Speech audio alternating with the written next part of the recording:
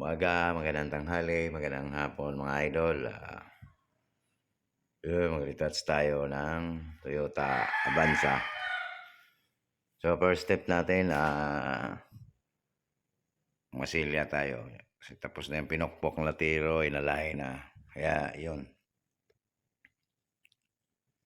silyaan natin ng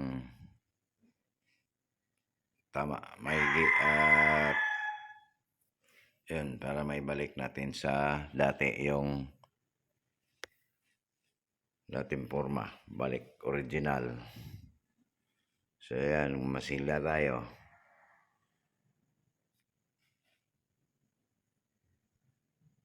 Ayan, glasurit ng gamit natin masilya mga idol.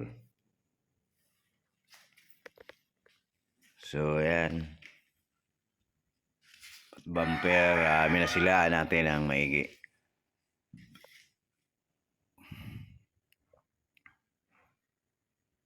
So ayan,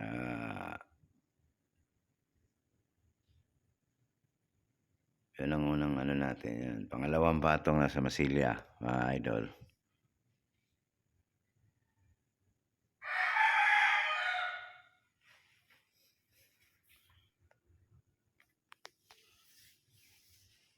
So ayan,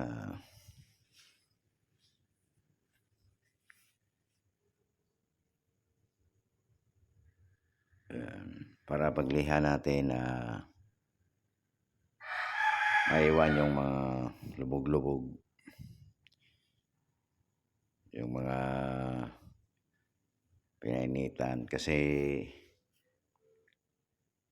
init ganyan dahil nga lubog, yun, medyo malaki-laki ang tama.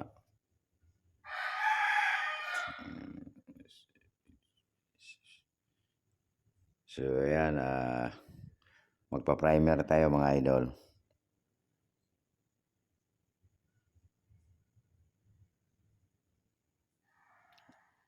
Yan.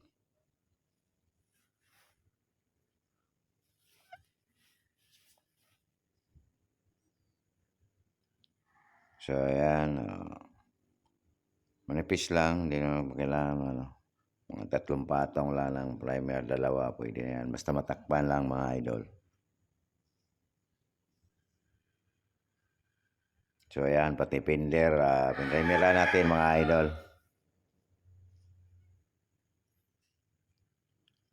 Ayan, magbubuga na tayo ng kulay mga lods.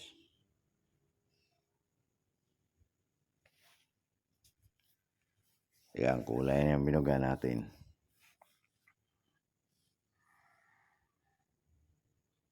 Ayan, pati pinder. Hindi naman ito mag-off color dahil malayo yung pagitan ng pinder at saka pinto. Yeah, wala tayong pangamba na mag-off color. So yan.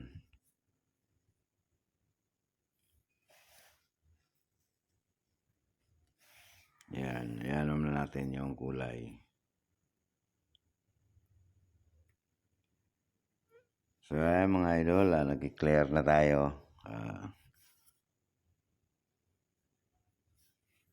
Ayan. Ka-clear na yan. Tukot lang yung clear natin mga idol. Ayan.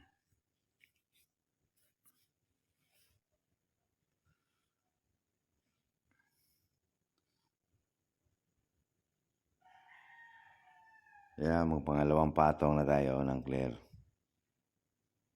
Yan, pati ilalim, i-clear natin mga lods. Ayan.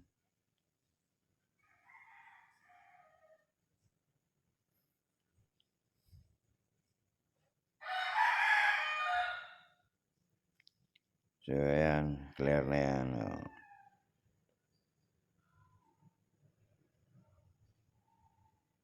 Yan, pati fenders, mula sa baba pataas yung pag-clear natin mga lods.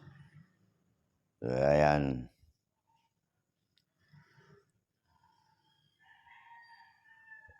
Yan, pataas yan mga lods. So yan, okay na yan mga idol. Yan lang ano natin. Finish na yan. Lihain na lang yan sa buy-bap. So mga idol, salamat sa inyong panonood. So ulitin.